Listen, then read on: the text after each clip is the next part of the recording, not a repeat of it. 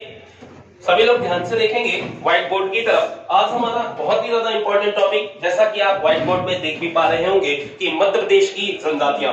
आज हम मध्य प्रदेश की जनजातियों को पढ़ेंगे। और मध्य प्रदेश की जनजातियों की यदि बात करी जाए तो यदि आप पीएससी का एग्जाम दें या एमपी पुलिस कांस्टेबल का या एमपी पुलिस एसआई का या पटवारी का, ठीक है, किसी भी मध्य प्रदेश का यदि आप एग्जाम दीजिए तो ये सब में पूछी जाएंगी। ये बहुत ही ज्यादा महत्वपूर्ण टॉपिक होता है, ये हर एग्जाम में पूछा जाता है। तो चलिए इस महत्वपूर्ण टॉपिक को हम पढ़ना चालू करते हैं। जैसा कि व्हाइट बोर्ड में आप देख भी पा रहे होंगे कि जनजातियां यानी मध्य प्रदेश की जनजातियां। तो दोस्तों जनजातियां कहां किसे जाता है, पहले थोड़ा सा इस पे चर्चा करते हैं। तो देखिएगा, बहुत ध्यान से सुनने की कोशिश करिएगा कि जनजातियां ये ज्यादातर जंगलों में ही निवास करती हैं। ये जनजातियां जो होती हैं ये ज्यादातर जंगलों में ही निवास करती हैं दोस्तों। और जनजातियों में आप देखेंगे कि लगभग यहाँ पर इनकी संस्कृति में एक जैसी समानता पाई जाती है, ठीक है। यानी जनजातियां जो भी जनजातियां होती हैं लगभग उन सारे उनके समूहों में, उनकी सारी उपजातियों में लगभग समानता ही पाई जाती है। तो इस तरह हम जनजातियों को आज पढ़ेंगे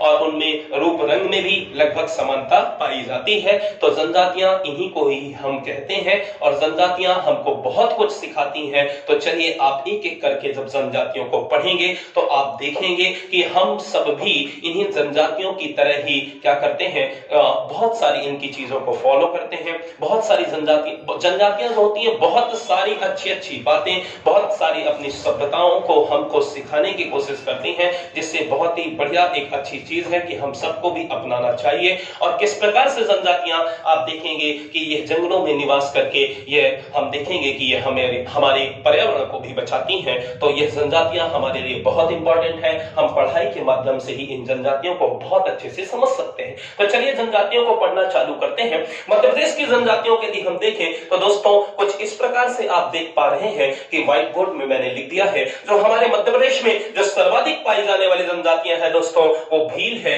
गोंड है और कोल है। यानी हमारे मध्य प्रदेश में जो सर्वाधिक जनसंख्या के मामले में यदि देखा जाए तो भील, गोंड और कोल जनजातियां सर्वाधिक पाई जाती हैं। यदि बात करी जाए दोस्तों कि अत्यंत पिछड़ी जनजातियों की, तो हमारे मध्य प्रदेश की शहरिया, भारिया और बैगा, ये तीनों जनजातियां अत्यंत पिछड़ी जनजातियों में से आती हैं। तो ठीक है, एग्जामिनर यहां से क्वेश्चन पूछेगा कि हमारे मध्य प्रदेश की सर्वाधिक जो जनसंख्या वाली जनजाति है वो कौन सी है, तो भील है, फिर उसके बाद दूसरे नंबर में गोंड है और तीसरे नंबर में कोल है।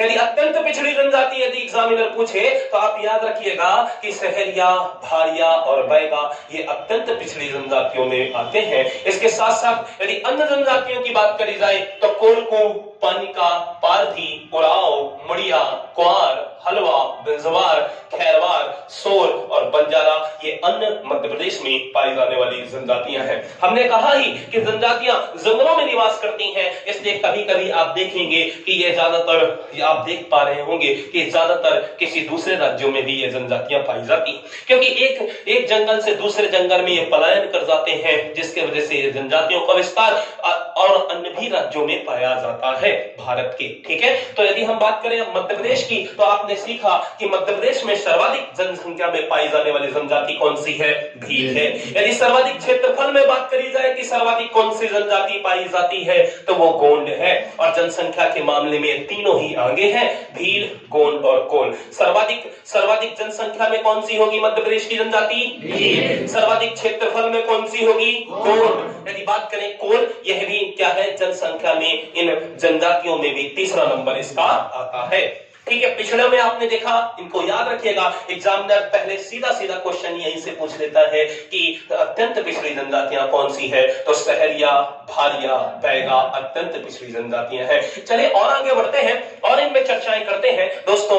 अनुसूचित जाति जिसे हम शेड्यूल कास्ट कहते हैं, और जो दोस्तों अनुसूचित जनजाति जिसे हम शेड्यूल ट्राइब कहते हैं, एसटी जनजाति जिसे हम कहते हैं, एसटी से शेड्यूल ट्राइब, एससी से शेड्यूल कास्ट, ठीक है। तो इनके बारे में भी थोड़ा जानते हैं कि संविधान में इनमें कहां पर इनका वर्णन किया गया है और हमारे मध्य प्रदेश में कितने परसेंटेज में पाई जाती है, मध्य प्रदेश के कौन से जिले में ये सर्वाधिक पाई जाती है, मध्य प्रदेश के कौन से जिले में ये न्यूनतम पाई जाती है, ठीक है। तो इस प्रकार से भी हमने इनमें वन लाइनर फैक्टों को लिखने की कोशिश की है, जैसा कि आप देख पा रहे हैं। एग्जामिनर यहां से सीधा सीधा क्वेश्चन पूछ लेगा कि कहां पर किस, और यह संविधान में एससी के बारे में कहां कहां पे वर्णन है, कौन से अनुच्छेद पे वर्णन है, तो चलिए इन पे भी चर्चा कर लेते हैं। यदि पहले एससी की बात करी जाए दोस्तों, तो एससी में आप देखेंगे कि संविधान में वर्णित है अनुच्छेद 341 में। कौन से अनुच्छेद में, यानी कौन से आर्टिकल में। और यदि एसटी की बात करी जाए दोस्तों, तो 41 के बाद 42 आता है, तो याद रखिएगा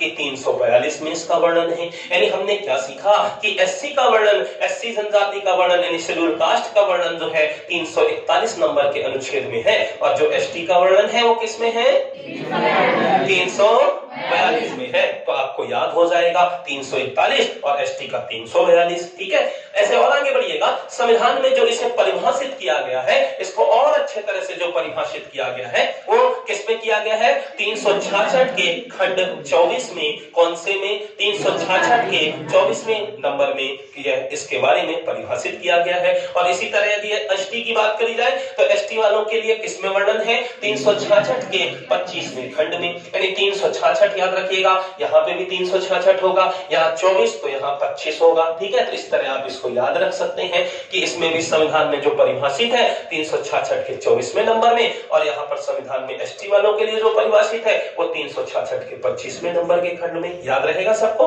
चलिए और आगे बढ़ते हैं। मध्य प्रदेश में जनसंख्या, यदि एससी वालों की बात करी जाए, यदि एससी वाले भाइयों की बात करी जाए, तो इसमें सर्वाधिक जो जनसंख्या है हमारे मध्य प्रदेश में वो कितनी है, 15% है। यानी एससी वालों की जनसंख्या मध्य प्रदेश में कितनी है, 15% है। और एसटी वाले भाइयों की यदि जनसंख्या की बात करी जाए तो कितनी है, 21% है। जो पूरे भारत में सर्वाधिक, मध्य प्रदेश ही ऐसा राज्य है जहां पर सर्वाधिक ये जनजातियां पाई जाती हैं और सर्वाधिक अनुसूचित जनजाति पाई जाती है। यही वन लाइनर फैक्ट याद रखिएगा। यानी पूरे भारत में मध्य प्रदेश ही ऐसा राज्य है जहां सर्वाधिक अनुसूचित जनजातियां पाई जाती हैं और सर्वाधिक यहां पर जनजातियां पाई जाती है। ठीक है, यानी सर्वाधिक अनुसूचित जनजाति का क्षेत्र कौन सा होगा, मध्य प्रदेश होगा, जहां पर 21% अनुसूचित जनजातियां पाई जाती हैं। तो एससी वालों की सर्वाधिक यदि जनसंख्या की बात करी जाए तो कौन सा जिला है जहां पर सर्वाधिक जनसंख्या मध्य प्रदेश में पाई जाती है, तो इंदौर जिला है। दोस्तों इंदौर जिला सर्वाधिक जनसंख्या वाला भी जिला है, और इंदौर एससी वाले भाइयों के लिए भी सर्वाधिक जनसंख्या वाला जिला है। याद हो जाएगा इस तरह में।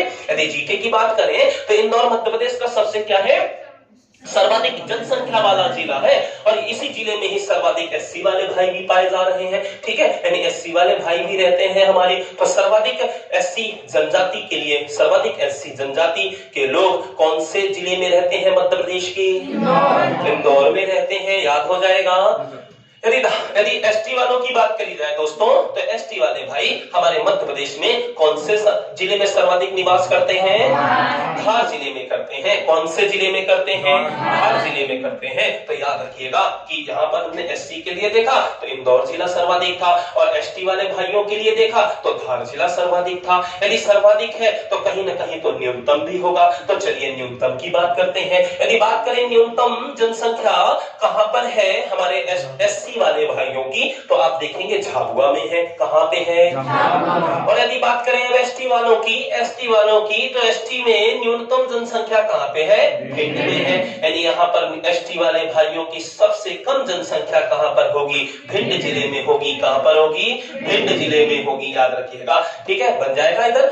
और आगे बढ़ते हैं। यदि बात करें परसेंटेज में, यदि आप बात किया जाए, यानी जनसंख्या के मामले में नहीं, अब थोड़ा परसेंटेज में देखें कि कहां पे सर्वाधिक है ये, तो आप देखेंगे कि जो एससी वाले भाई हैं वो उज्जैन जिले में सर्वाधिक परसेंटेज क्षेत्रफल पर है। यानी यहाँ पर परसेंटेज इनका क्या है, ज्यादा है। कि कहां पर, एससी वालों का, और कौन से जिले पे, उज्जैन में। यानी जनसंख्या इनकी ज्यादा कहां थी, इंदौर में, और परसेंटेज में ज्यादा कहां है, उज्जैन में। याद रखिएगा। ठीक है, और यदि बात करें कि ये न्यूनतम जनसंख्या कहां थी, झाबुआ में। और दोस्तों अब यहाँ पर देखेंगे कि परसेंटेज में भी न्यूनतम कहां होगी, झाबुआ में। तो झाबुआ दोनों में न्यूनतम है, परसेंटेज में भी न्यूनतम है और जनसंख्या में भी न्यूनतम है। तो झाबुआ को याद रखिएगा। और जनसंख्या में एससी वाले भाइयों की जनसंख्या इंदौर में ज्यादा है, और परसेंटेज में कहां पर ज्यादा है, उज्जैन में ज्यादा है। अब बात करें एसटी वाले भाइयों की। एसटी वाले हमारे, आपने देखा कि एसटी वाले भाई जनसंख्या में सर्वाधिक कहां थे? धार में थे।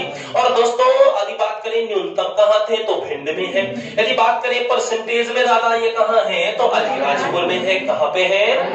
अलीराजपुर में है। और यदि बात करें परसेंटेज में ये कम कहां पर है तो ये भिंड में है। तो झाबुआ इन दोनों में भी कॉमन था और भिंड इन दोनों में कॉमन है। तो आप झाबुआ और भिंड को याद रखिएगा कि एससी वाले परसेंटेज में भी कम, एससी वाले जनसंख्या में भी कम। जिला कौन सा? झाबुआ। याद आपको ऐसे ही होगा, याद आपको इसी तरह से ही होगा कि यहाँ पर झाबुआ कॉमन हो गया दोनों में। यदि बात करें भिंड की तो यहाँ पर एसटी वालों की जनसंख्या भी सबसे कम भिंड में और एसटी वालों के परसेंटेज भी सबसे कम कहां पर? भिंड में। तो इन दोनों में भिंड कॉमन हो गया। यहाँ पर इंदौर और उज्जैन को याद रखना, यहाँ पर धार और अलीराजपुर को याद रखना। तो इस तरह आप और आगे बढ़ते हैं। अब थोड़ा सा हम इस मैप की ओर आते हैं। जैसा कि आप व्हाइट बोर्ड में आप देख भी पा रहे हैं, हमने यहाँ पर जनजातियों का विस्तार बताया है कि कौन कौन सी जनजाति यहाँ किस जिले में पाई जाती है। तो मैप आपको यही बता रहा है कि कौन सी जनजाति किस जिले में पाई जाती है। तो जैसा कि आप देख पा रहे होंगे कि दोस्तों भिंड, मुरैना, श्योपुर, ग्वालियर जैसे जिलों में सहरिया जनजाति पाई जाती है। कौन सी जनजाति पाई जाती है? यदि बात करें दोस्तों छतरपुर और पन्ना जैसे जिलों में कौन सी जनजाति पाई जाती है? खैरवार जनजाति। यदि बात करें दोस्तों रीवा, सीधी, सिंगरौली, शहडोल में यहाँ पर कोल जनजाति पाई जाती है। यदि बात करें दोस्तों रीवा और दोस्तों शहडोल में तो पनिका जनजाति पाई जाती है। यदि आपसे बात करें, यदि हम बात करें बैगा जनजाति की तो ये मंडला, डिंडौरी और बालाघाट जैसे जिलों में ये बैगा जनजाति पाई जाती है। यदि बात करें बालाघाट में तो यहाँ पर हलवा जनजाति पाई जाती है। यदि बात करें छिंदवाड़ा में तो यहाँ पर भारिया जनजाति पाई जाती है और छिंदवाड़ा में ही दोस्तों कोरकू जनजाति भी पाई जाती है और कोरकू बैतूल में भी पाई जाती है। यदि बात करें दोस्तों धार, झाबुआ और अलीराजपुर में यहाँ पर भील जनजाति पाई जाती है। तो इस तरह मैप आपको यही सिखा रहा है कि कौन सी जनजाति किस जिले में पाई जाती है। ठीक है, फिर जब हम इसको एक एक करके इन जनजातियों को पढ़ाएंगे तो फिर से इन जिलों का नाम आएगा। लेकिन मैप आप एक बार में देख पा रहे होंगे। यदि मतलब मैप में आपको यह एक आसानी हो जाएगी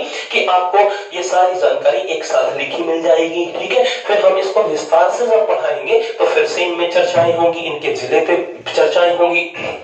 एक क्वेश्चन एग्जामिनर यहाँ से भी पूछ लेता है कि बताइए जरा कि पूर्वी क्षेत्र में कौन सी जनजातियां पाई जाती हैं। बताइए जरा कि दक्षिणी क्षेत्र में कौन सी जनजातियां पाई जाती हैं। वो पूरा क्षेत्र भी अगर ऐसा पूछे एग्जामिनर कि क्षेत्र वाइज भी ऐसा पूछ ले, आपसे जिले ना पूछे, सीधा ऐसा पूछ ले कि मध्य में कौन सी जनजाति पाई जाती है, उत्तर में कौन सी पाई जाती है, पश्चिम में कौन सी पाई जाती है, तो ऐसा भी एक क्वेश्चन बन सकता है। ठीक है, एग्जाम में इससे पहले ऐसा पूछा भी गया है तो हमने वो चीजों को भी लिख दिया है कि देखिए जरा कि पश्चिमी क्षेत्र में पाई जाती है भील और बंजारा। ठीक है, पश्चिमी क्षेत्र मध्य प्रदेश के पश्चिमी क्षेत्रों में भील और बंजारा जैसी जनजातियां पाई जाती हैं। यदि बात करें मध्य प्रदेश के दक्षिणी क्षेत्र में तो यहाँ पर भारिया और कोरकू जैसी जनजातियां पाई जाती हैं। यदि बात करें हम दोस्तों मध्य प्रदेश के पूर्वी क्षेत्र में तो आप देखेंगे कोल, पनिका, बैगा, मुड़िया जैसी जनजातियां पाई जाती हैं। यदि बात करें मध्य प्रदेश के मध्य क्षेत्र में दोस्तों तो यहाँ पर गोंड और पारधी जैसी जनजातियां पाई जाती हैं। यदि बात करें मध्य प्रदेश के उत्तरी क्षेत्रों में तो उत्तर में शहरिया, खैरवार और सोड़ जनजाति पाई जाती है। तो इस तरह आपने सीखा इस मैप को, इस चार्ट को और इन जनजातियों के बारे में।